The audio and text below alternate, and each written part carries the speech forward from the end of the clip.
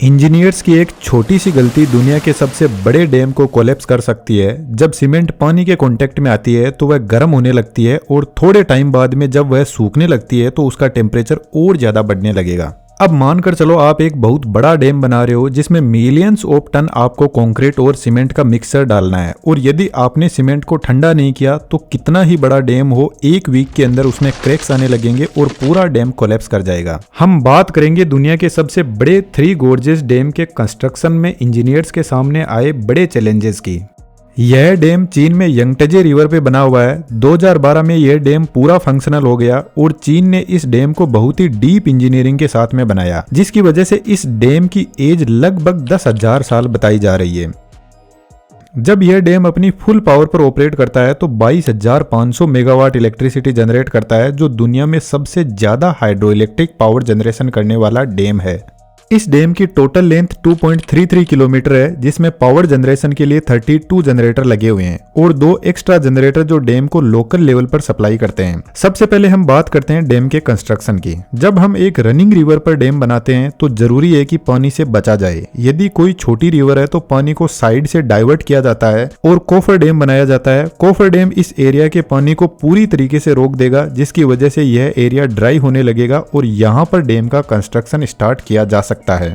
लेकिन 3 gorges dam के case में यंगटजे रिवर अराउंड 1.5 किलोमीटर चौड़ाई में फैली हुई है और ज्यादा पानी रोकने के लिए डैम की लेंथ को 2.3 किलोमीटर तक बढ़ाया गया। अब इतने पानी को डाइवर्ट करना पॉसिबल नहीं है, तो फिर इंजीनियर्स के दिमाग में एक दूसरा आइडिया आया कि क्यों ना इस डैम को 3 सेक्शन में डिवाइड किया जाए, जिसमें 2 सेक्शन की दूरी एक साथ में कवर कर ली जाएगी, बाकी के बचे हुए को बाद में देखेंगे।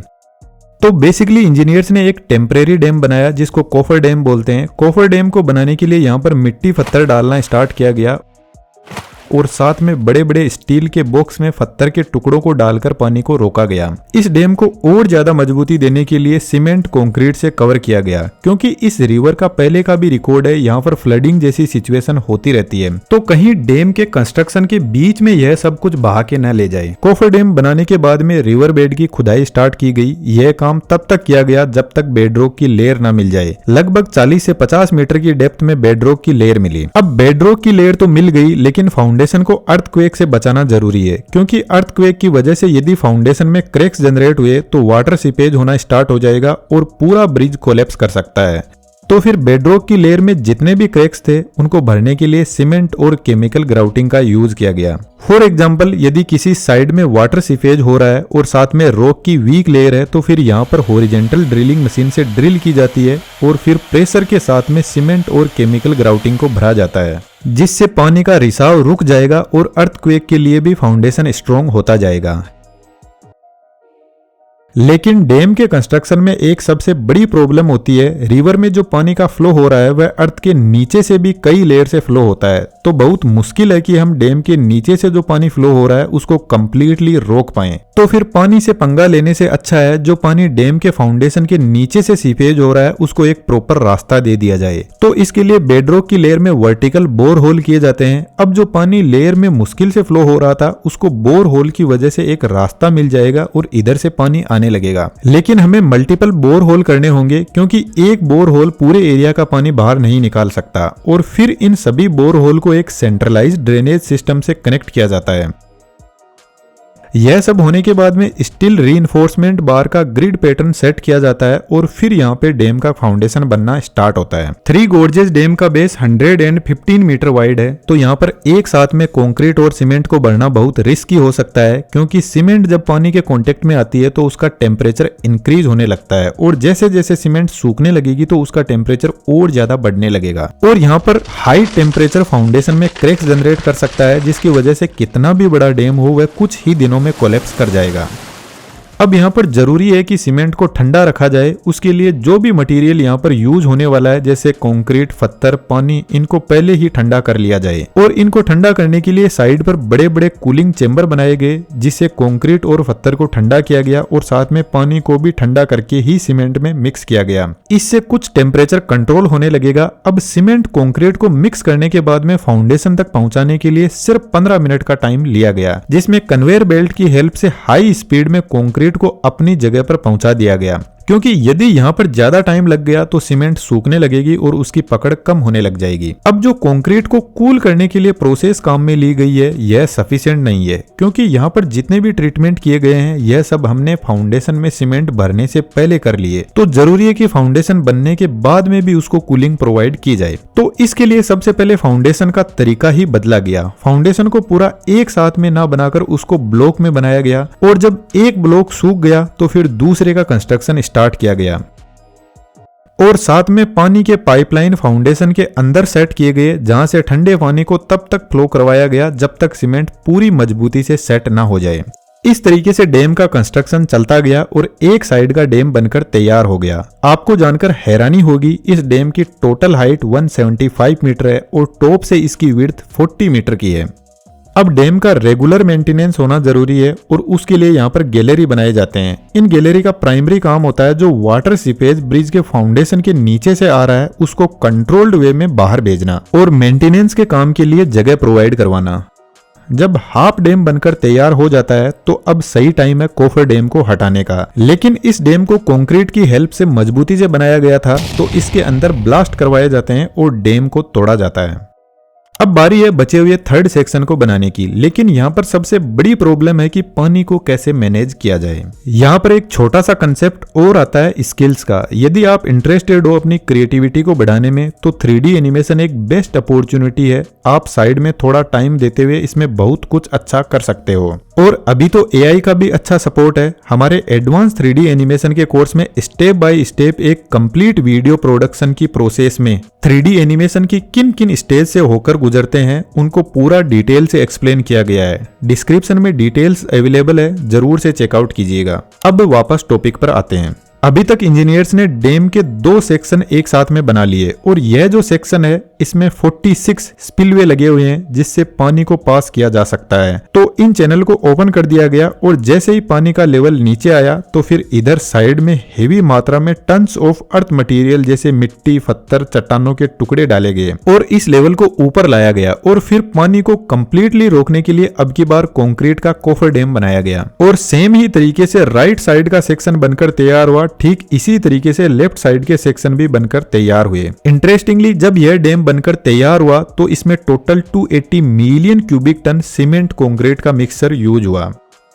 अब बारी है इस कोफर डैम को तोड़ने की। तो इस डैम को बहुत ही सावधानी से हटाना होगा, अदरवाइज पानी का हाई प्रेशर यदि एकदम से डैम पर लगा तो यह इसके स्ट्रक्चर को नुकसान पहुंचा सकता है। तो सबसे पहले डैम को तोड़ने के लिए कुछ ऐसे छोटे छोटे रास्ते बनाए गए ताकि डैम के पास में पानी का प्रेशर धीरे धीरे इंक्रीज हो। और फिर जब पानी का सफिशिएंट प्रेशर क्रिएट हो गया तो यहाँ पर डायनामाइट लगाकर ब्लास्ट करवाए गए और पूरे डैम को हटा दिया गया।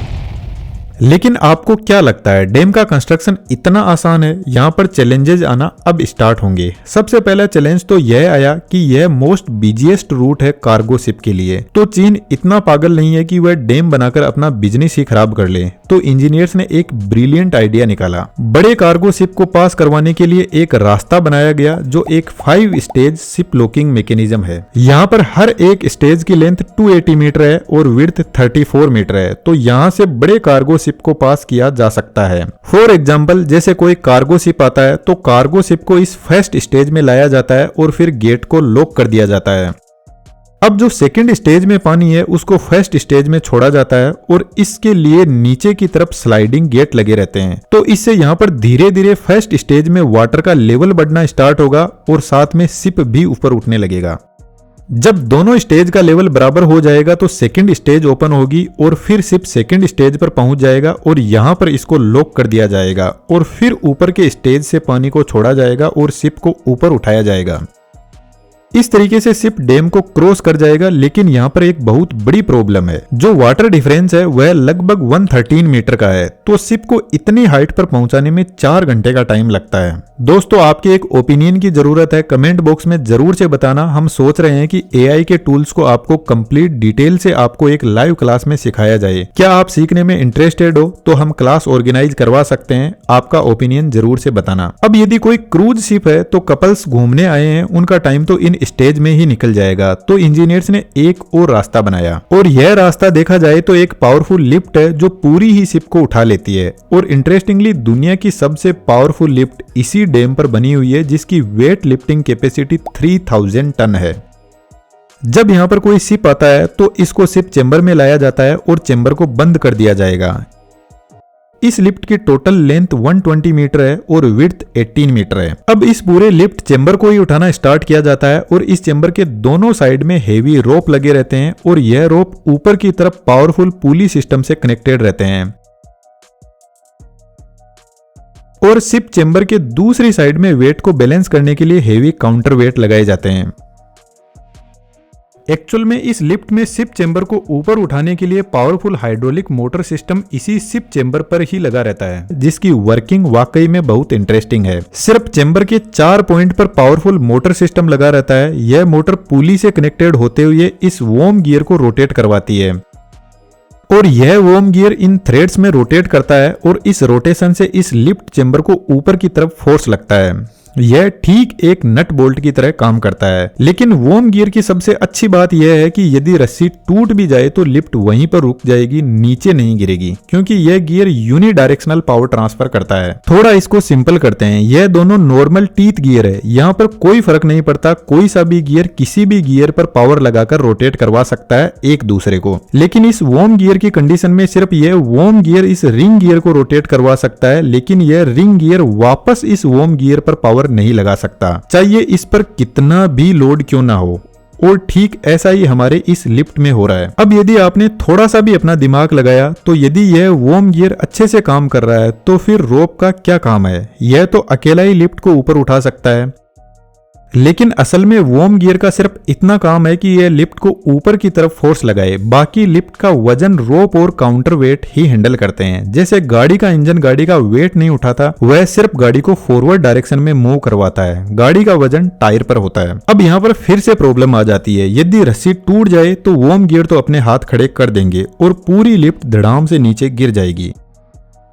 तो ऐसी इमरजेंसी सिचुएशन में यहाँ पर एक रैक बनाई जाती है जिस पर टीथ होते हैं, और इस रैक की इतनी कैपेसिटी होती है कि ये पूरी लिफ्ट का वजन उठा सकती है। और इस रैक के नीचे एक लॉकिंग मैकेनिज्म होता है जो हर टीथ पर लॉक होता जाता है, और यदि कोई फेलियर जैसी सिचुएशन हुई और लिफ्ट नीचे मूव करने लगेगी तो यह तुरंत लॉक हो जाएगा और लिफ्ट 1 इंच भी नीचे नहीं गिरेगी। यह लिफ्ट शिप चेंबर को 113 फीट तक ऊपर लेकर जाती है। अब लिफ्ट यहां पर पहुंचती है तो यह गेट ओपन होता है और शिप आगे की तरफ प्रस्थान करती है। इस तरीके से जब शिप क्रॉस करता है तो उसको 30 से 40 मिनट का टाइम लगता है। अब आता है सेकंड सबसे बड़ा चैलेंज। यह डैम साइज में इतना ज्यादा बड़ा है कि यह 1000 स्क्वायर किलोमीटर के एरिया में पानी को स्टोर करके रखता है, और जब यह डैम अपनी फुल कैपेसिटी में पानी स्टोर करके रखता है तो यह अर्थ के रोटेशन को 6 मिली सेकेंड तक स्लो कर देता है। यदि यह डैम फुल लोडेड कंडीशन में कोलैप्स कर जाए तो यह 30 करोड़ लोगों की जान ले सकता है। अब इतना पानी भयंकर प्रेशर क्रिएट करता है डैम पर, लेकिन प्रॉब्लम तब क्रिएट होती है जब पानी ओवरफ्लो करने लग जाए या फिर पानी को जब रिलीज करना हो। मैं पहले ही बता चुका हूं इस डैम की हाइट 175 मीटर है, तो जब ओवरफ्लो की वजह से इतनी ऊंचाई से पानी गिरता है तो यह पानी डैम के फाउंडेशन को कमजोर करने लगेगा, जिसकी वजह से पूरा डैम कोलैप्स हो सकता है। तो फिर इंजीनियर्स ने इस प्रॉब्लम को सोल्व करने के लिए 46 स्काई जंप स्पिलवे बनाए गए। तो जब भी चैनल ओपन करते हैं तो यहां से हाई प्रेशर पानी जाता है और यह स्पिलवे पानी को डैम से 100 मीटर दूरी पर फेंकते हैं, जिससे फाउंडेशन को कोई नुकसान नहीं होगा। यहाँ पर पानी को रिलीज करने के लिए रेडियल गेट लगे रहते हैं और यह गेट हाइड्रोलिक पंप से ऑपरेट करते हैं, तो पानी की रिक्वायरमेंट के हिसाब से इनको ओपन या क्लोज किया जाता है। लेकिन चैलेंज नंबर 3 इंजीनियर्स का यहाँ पर वेट कर रहा था, जो एक बड़ा एनवायरमेंटल इम्पैक्ट है और उसका नाम है सेडिमेंट प्रॉब्लम। डैम का पानी लंबी दूरी तय करके आता है और यह अपने साथ में पेड़ पौधे के पत्ते, मरे हुए जानवर, कचरा पट्टी, धूल मिट्टी, कंकड़ पत्थर सब कुछ अपने साथ में ले आता है। और जैसे ही यह डैम इस पानी को रोकता है तो यह कचरा पट्टी डैम के पास में आकर इकट्ठा होने लगती है, जिसकी वजह से कई एनवायरमेंटल इम्पैक्ट होते हैं। एक तो डैम का वाटर स्टोर करने की कैपेसिटी भी कम होने होने लगेगी। और सबसे बड़ी प्रॉब्लम यह जो सेडिमेंट इकट्ठा हो रहा है इसमें बहुत सारे मिनरल्स होते हैं जो खेतों में एक खाद का अच्छा काम करते हैं। इस रिवर के आसपास में बहुत सारे लोग खेती करते हैं जो इस डैम के पानी पर डिपेंडेंट है। अब यह पानी तो किसानों को मिल रहा है लेकिन इसमें जो मिनरल्स उनको मिलते थे वह नहीं मिल पाते, जिसकी वजह से किसानों को बहुत ज्यादा फर्टिलाइजर जमीन में डालना पड़ता है। अब इस प्रॉब्लम का अंदाजा चीन के इंजीनियर्स को था तो इन्होंने डैम के नीचे की तरफ स्लुइस गेट बनाए जो हाइड्रोलिक सिस्टम से ऑपरेट करते हैं, और जब सेडिमेंट बहुत ज्यादा इकट्ठा हो जाता है तो इन गेट को ओपन किया जाता है जो सेडिमेंट को क्लियर भी करता है और साथ में मिनरल्स को भी फार्मर तक सप्लाई करता है। लेकिन यह जो स्लुइस गेट होते हैं इन पर पानी का प्रेशर बहुत ज्यादा हाई रहता है तो यह एक वॉल की तरह काम करते हैं, और इस वॉल को ओपन एंड क्लोज करने के लिए ऊपर हाइड्रोलिक पंप लगा रहता है। अब आता है डैम का सबसे important section, hydraulic power generation. Power generation एक अलग कॉन्सेप्ट है जिसको हम इस वीडियो के पार्ट 2 में डिस्कस करेंगे। यदि आप भी ऐसा 3D एनिमेशन सीखने में इंटरेस्टेड हो तो हमारे बेहतरीन एनिमेशन के कोर्स को ज्वाइन कर सकते हो, डिटेल्स डिस्क्रिप्शन में अवेलेबल है। और पॉसिबल हो तो चैनल की मेंबरशिप जरूर से ज्वाइन कीजिएगा। धन्यवाद।